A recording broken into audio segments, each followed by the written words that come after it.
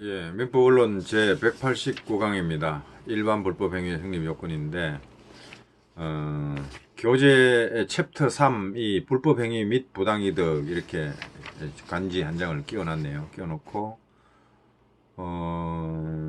단락번호 3001번에 넘어오면 제1장 불법행위 해서 제1절 불법행위법 총설 해가지고 쭉 한 페이지, 두 페이지 넘어가고, 쭉 넘어가다 보면 단락번호 3010에 불법 행위 책임의 한계가 나오고, 거기서 다시 넘어가면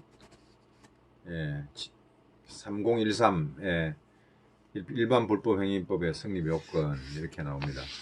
자, 불법행위법의 체계를 지원인 교수님이 지금 이번에 어떻게 구성을 했는지 한번 목차를 한번 보는 게 좋겠습니다. 목차를 넘겨보면 목차 15페이지인가? 거기에 챕터 3, 챕터 2가 계약법이고, 챕터 1이 민총이었고 민법 총칙이고, 챕터 2를 계약법에 넣고, 챕터 3, 챕터 3이 불법행위 및 부당이득 이래가 목차에 나옵니다. 목차에 보면 이제 제1장 불법행위 해가지고 목차를 한번 쭉 보세요. 보면 목차를 이렇게 했네요. 제1장 불법행위 해가지고, 물론 제2장은 부당이득이겠죠. 제1장 불법행위 그래가지고 제1절 불법행위법 총설 이제 개관을 한번 해주고, 제2절부터 이제 본격적으로 논하는데, 제2절이 일반 불법행위의 성립 요건하고, 제3절은 보면 불법행위 효과를 논하고, 제4절에 특수한 불법행위는 뭔가 봅시다. 제1관 공동불법행위, 제2관 사용자 책임, 제3관 공작물 책임, 제4관 특별법상의 불법행위, 이렇게 그것이 특수한 불법행위들이고, 일반 불법행위는 제2절 일반 불법행위의 성립 요건으로서 1. 개관, 2. 손해 발생 인과관계 따지고, 3관이 가행위의 위법성 문제고, 4관이 가해자의 고의과실이고, 5관이 책임능력. 그러니까 2관, 3관, 4관, 5관이 이제 일반 불법행위의 성립 요건들이죠. 손해 발생 인과관계, 가행위 위법성, 가해자의 고의과실, 5관 책임능력. 이렇게 해서 이것들이 일반 불법행위의 성립 요건이다. 이렇게 감을 잡을 수 있게 목차를 잡아놨습니다. 자, 그리고 다시 그걸 봤으면 불법행위법 총설로 단락번호 3001로 오십시오. 자, 이거는 뭐 그냥 개관해 놓은 거라 제가 설명할 게 없어요. 지을린 교수님이 서론격으로 본격적인 뭐 시험 준비를 하기 전에, 자, 이것이 어떤 의미를 갖는가 하는 것을 서론격으로 써놓은 거기 때문에 그냥 가볍게 읽으면 된다고 생각이 들어요. 불법행위 뭐 감 잡으면 되는 거고, 그 다음에 3001 그 단락번호의 맨 밑에 괄호 1, 괄호 2, 괄호 3인데 맨 밑에 괄호 3번에 보면 손해배상 책임이라는 법률 효과가 우리가 사적 자체에 따른 의사에 따른 게 아닙니다. 의사 자체가 아니고 의사의 기한 행위에 대한 법적 평가로부터 도출된다는 점에서 불법 행위는 계약과 달리 법정 채권관계 발생원이다. 약정 채권관계 아니고 법정 채권관계라는 점, 이 점은 부당이득과 동일하고 사무권리와 동일하죠. 법정 채권관계의 법률 요건이죠. 자, 3번을 다시, 말이 어렵다면 이게 어렵나요? 어려우면 어려울 수도 있습니다. 자, 손해배상 책임이라는 법률 효과. 불법행위라는 법률 요건이 있으면 손해배상 책임이라는 법률 효과가 발생하죠. 법은 결국 어떤 요건에서 어떤 효과가 발생하는 건데, 손해배상 책임이라는 법률 효과가 의사 자체가 아니라, 법률행위는 의사 자체로부터 효력이 나옵니다. 의사표시에서 나오는 거죠. 의사표시의 효력, 그게 법률행위의 효력이고, 약정, 계약의 효력이고, 그러죠. 근데 손해배상 책임에서는 의사 자체에서 나오는 게 아니다. 의사표시에서 나오는 게 아니고 의사의 기한 행위에서 나오는 것이다. 근데 불법행위라고 하더라도 사람이 정신없이 술 취해서 정신 나가서 미쳐 날뛰면서 아무렇게나 한 행위 같지도 않은 행위, 그게 인간의 행위라고 할 수 없는 그런 것부터 나온 게 아니라 사람의 어떤 행위에서 나온다는 겁니다. 그게 이제 고의행위, 가실행위, 위법한 행위죠. 법적 효과를 노리는 효과의사, 의사표시 이런 데서 손해배상 책임이 도출되는 게 아니고 사람이 정신을 가지고 행위는 했지만 그 어떤 위법한 행위에 대한 법적인 평가, 아 고의과실에 된다 책임져 타인의 손해를 가했구나 하는 그런 법적 평가에서 채권이 나오기 때문에 법정 채권이다. 약정 채권은 뭐냐? 우리 의사 자체에서 나오는 거죠. 그렇게 생각하고 한번 더 읽어보면 이해가 됩니다. 손해배상 책임이라는 법률 효과가 의사 자체가 아니라 의사에 기한 행위에 의사에 기한 행위 의사가 중요한 게 아닙니다. 여기서는 의사에 기한 행위는 의사가 있어야 한다 이런 뜻이고 의사에 기한 행위에 대한 법적 평가로부터 도출된다는 점에서 법정 채권이다. 법정 채권 관계 발생 원인이다. 법정 채권 관계의 법률 요건이 되는 거죠. 자 이렇게 하고 나머지는 302부터 읽어보시고 기능 어떤 기능을 하는가 하고 한 페이지 넘어가서 303 303의 괄호 3번 보면 하나 둘 셋 넷 다섯 줄로 민사책임과 행사책임이 다르다는 점을 알려주고 있습니다. 이건 한번 읽어볼 필요가 있더라고요. 2006-36718이죠. 자 이거는 뭐 그냥 읽으면 쉽습니다. 불법행위에 따른 형사책임은 사회의 법질서를 위반한 행위에 대한 책임을 묻는 것으로서 행위자에 대한 공적인 제재, 형벌을 그 내용으로 한다. 비하여 민사책임은 타인의 법익을 침해한 데 대하여 행위자의 개인적인 책임을 묻는 것으로서 피해자에게 발생한 손해전부, 그러니까 형사책임은 공적 제재, 형벌을 그 내용을 하지만 민사책임은 형벌이 아니라 손해배상, 손해의 전부를 그 내용을 하는 것이잖아요. 그 목적이 완전히 다르죠. 따라서 손해배상제도는 손해의 공평 타당한 부담을 그 지도 원리로 하는 것이므로 형사상 범죄를 구성하지 아니하는 침해 행위라고 하더라도 그것이 민사상 불법행위를 구성하는지 여부는 형사책임과 별개의 관점에서 검토한다. 예, 민사책임과 형사책임의 논리는 다릅니다. 물론 이제 실제 관계에서는 형사 판결 받아가지고 오면은 이제 그 사실이 민사법원의 증거로 이용되고 하면서 여기저기가 연결되는 점 분명히 있습니다.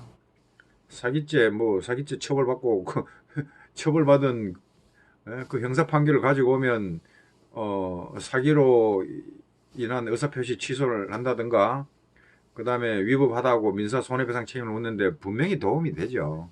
그렇다고 해서 그 100% 일치하는 게 아니라 민사 책임의 원리와 형사 책임의 원리는 다르다. 다른 관점에서 파악한다 이런 얘기고 하면서 경찰관이 총기를 사용하여 범인을 사망에 이르한 사건에서 형사사건에서는 무죄 판결이 나왔습니다. 그러나 민사상에서는 불법행위 책임을 인정하였다. 이렇게 형사책임과 민사 책임은 일치하는 게 아닙니다.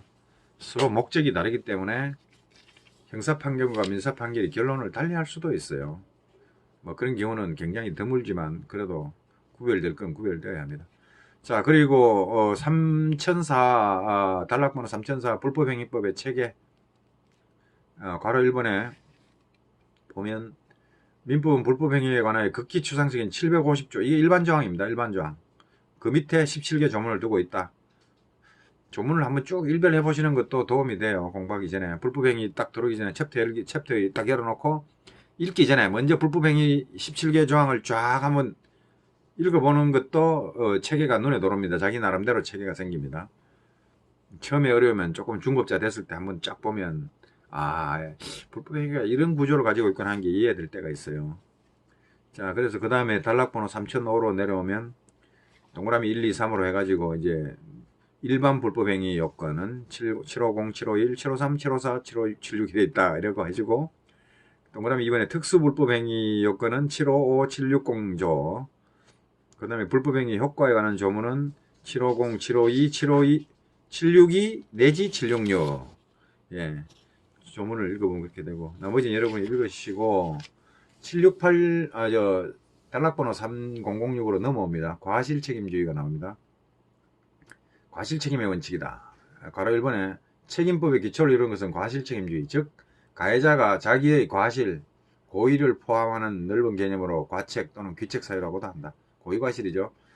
귀책사유에 기하여 타인에게 손해를 가한 경우에 그러니까 자기 귀책사유가 있는 손해에 대해서만 책임진다. 이게 과실책임주의라는 거고 그 다음에 3007 여기 뭡니까? 단락번호 3007로 내려오면 이 화면 자동 사라지는 게 자꾸 시끄럽게 만드네. 할 수 없죠. 어차피 우리는 책을 볼 거니까 화면이 뭐 난리를 쳐도 상관없어요. 자, 3007 원칙에 대한 여에 무과실 책임이 있습니다. 무과실 책임 괄호 1번 하나, 둘, 셋, 넷, 다섯, 여섯, 일곱, 여덟째 줄 내려오면 중간쯤에 나아가 기업의 배상 책임을 인정하기 위하여 가해자에게 과실이 없더라도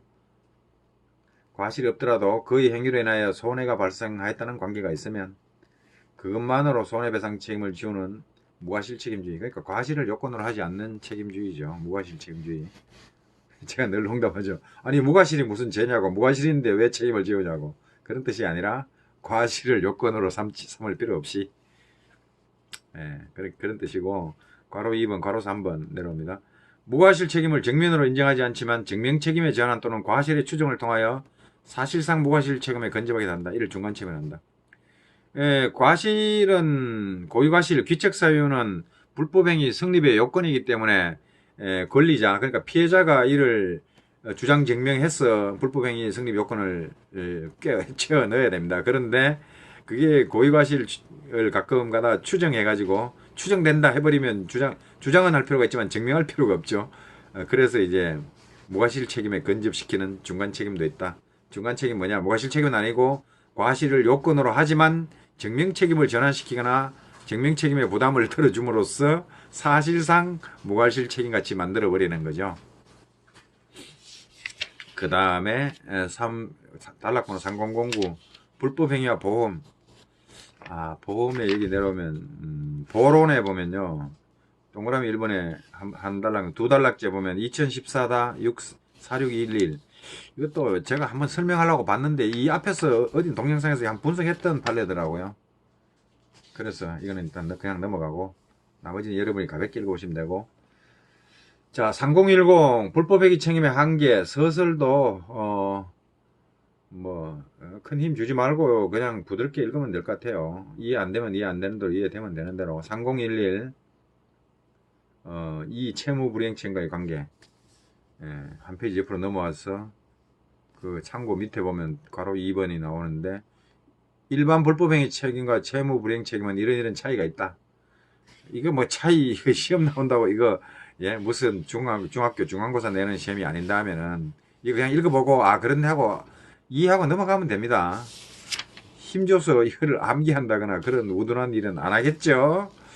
합격자들은 그런 우둔한 일을 하지 않습니다. 자, 3012도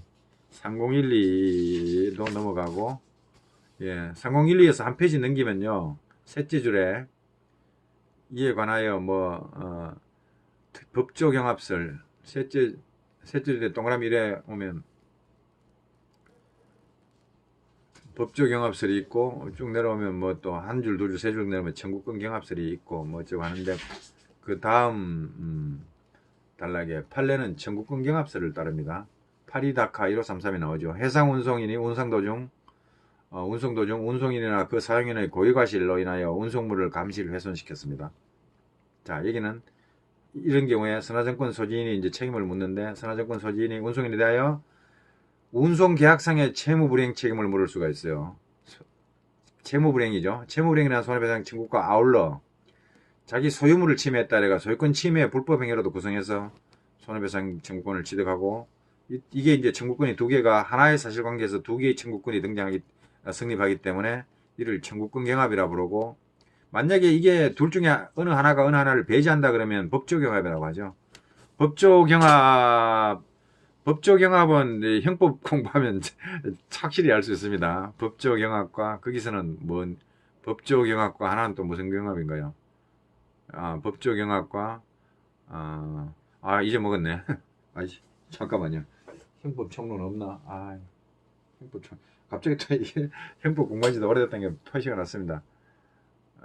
법조경합에 무슨 특별관계도 나오고 하여튼 모르겠습니다. 법조경합 말고 하나는 뭐죠? 경합범, 실체적 경합. 갑자기 이 분류를 못하겠네. 형법도 오래돼가지고. 형법 실력도 뽀록 내고 넘어갑니다. 신경을 안 써서 모르겠죠, 그죠? 책만 한번 열어보면 되는데 책이 옆에 없네. 됐습니다. 어쨌든 그 형법 공부하면 경합 문제, 경합범, 실체적 경합, 상상적 경합, 법적 경합, 예, 상상적 경합하고 법적 경합을 비교했나? 예, 그렇죠. 법적 경합은 하나의 사실행위에서 범죄가 어차피 일죄 하나밖에 성립하지 않는 경우를 말하고, 상상적 경합은 하나의 행위로 인하여 범죄가 관념적으로는 둘 다 성립하고 그 중에 중환죄로 처벌하고, 실체적 경합은 두 개 다 성립하고 둘 다 처벌받는 범죄가 되고 그런 것 같은데, 괜히 꺼냈네. 예, 어쨌든 형법에 가면은 법적 경합, 경합법, 상상적 경합 공부하면 이거 이해하기 더 쉬워지는 건 사실이에요. 자, 넘어가고, 그 다음에, 자, 제2절로 옵니다. 제2절, 일반 불법행위의 성립 요건. 일반 불법행위의 성립 요건을 이제 네 가지로 들었는데, 개관에서 알려줍니다. 불법행위에 기하여 손해배상을 청구하기 위한 요건을 논리적으로 배려하면 1. 손해 발생할 것. 보통 인과관계는 따로 빼는데 이번에는 같이 넣어놨네요. 손해 발생 및 손해와 가해행위 사이의 인과관계. 그러니까 그 손해가 가해행위 때문에 발생한 손해여야 합니다. 가해행위는 이걸 했는데 아니고 그 말고 다른 이유로 발생한, 다른 원인으로 발생한 손해까지 집어넣어서 하지 말라 이거죠. 가해행위가 원인이 되어서 발생한 손해, 상당히 인과관계로 가져요, 판례는. 어쨌든 그 손해가 내 가해행위 때문에 일어난 거여야 한다. 원인 결과 관계 있어야 한다. 인과관계도 뭐 형법에서 잘 다루고 있죠. 민법에서는 그냥 무식하게 상당 인과관계 이러고 땡칩니다. 어쨌든 예전에는 손해 발생 넣고 그 다음에 가해행위와 손해 사이의 인과관계 이것도 별도 요건으로 뺐었는데 여기 묶어놨네요.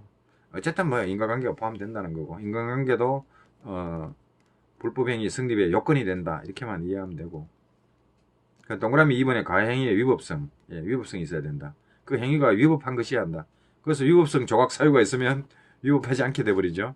위법성 조각 사유 이런 것도 다, 그러니까 불법행위는 형법 공부하고 보면 진짜 잘 이해가 됩니다. 형법에서는 범죄 행위를 다루면서 구성요건 해당성, 위법성, 책임 이런 문제를 워낙 깊이 다루고 있기 때문에, 그 다음에 경합범, 죄수 문제, 그런 것을 워낙 깊이 다루고 있기 때문에 형법 공부하고 와서 불법행위 공부하면 정말 쉬워요. 판례가 쉽다는 게 아니라 구조 자체가, 불법행위라는 요건을 이해하는 데는 형법 공부하고 오면 정말 쉬워. 자, 그리고 고의과실 이것도 형법에서는 고의과실의 이중 기능인가요?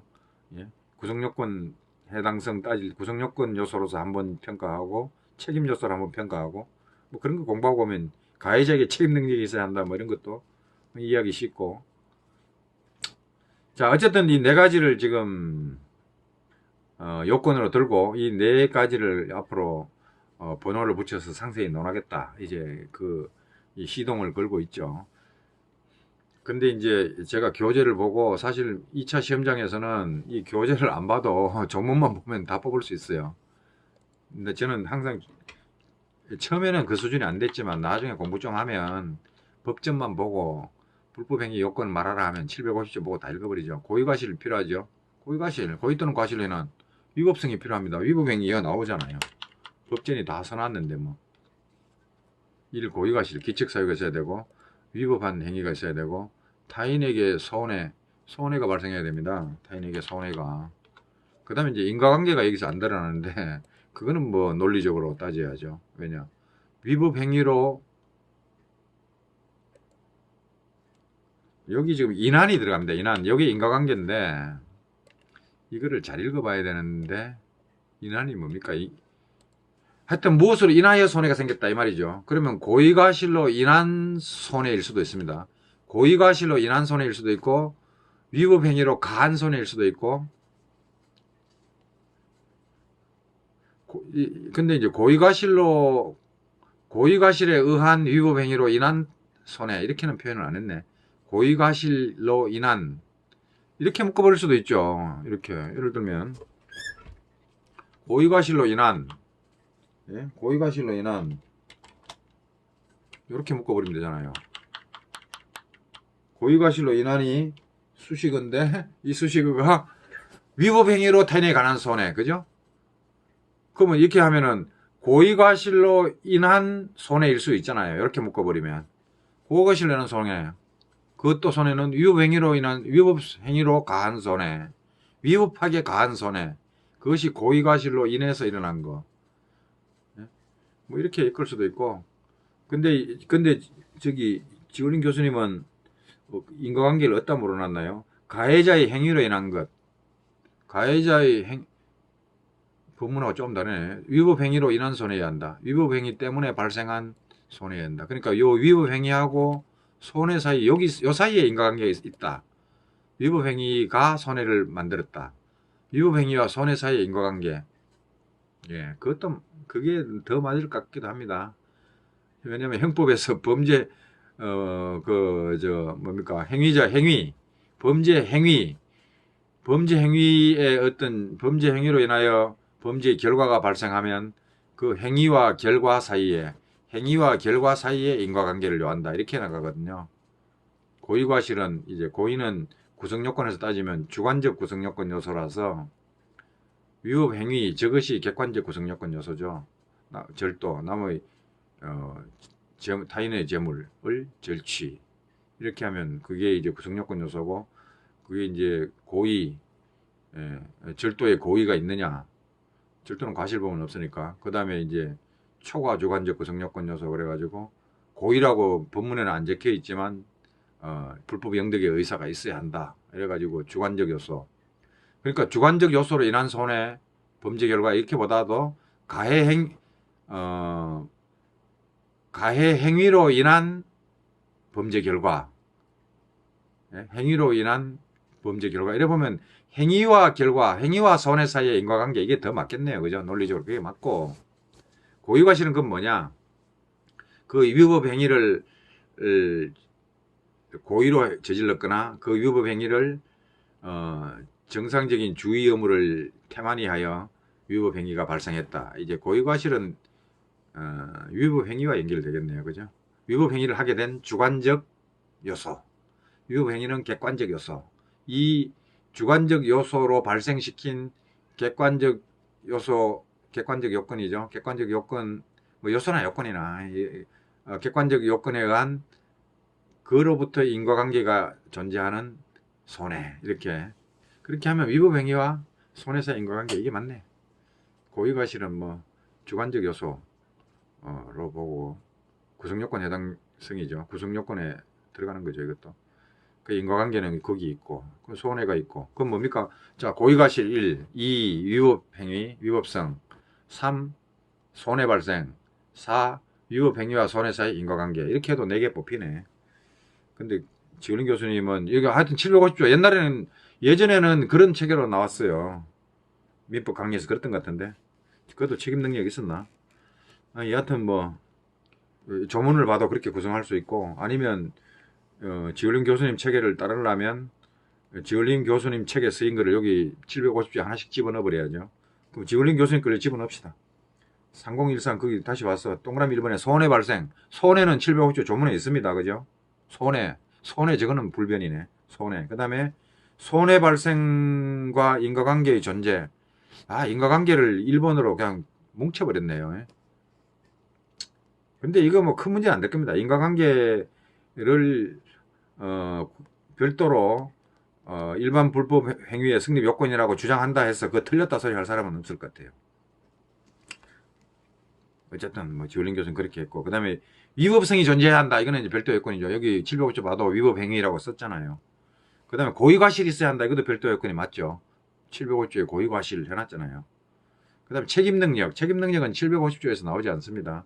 지울린 교수님은 저 뒤에 뭐 755조 거기 보면 책임능력 없는 자가 책임을 안 지니까 책임능력 이것도 불법행위의 일반 성립 요건이 된다라고 보신 것 같고, 그럼 뭐 책임조각사유, 이것도 책임조각사유도 형법 공부하고 나면 그 책임조각사유가 있으면 책임이 없어 범죄가 성립하지 않는구나.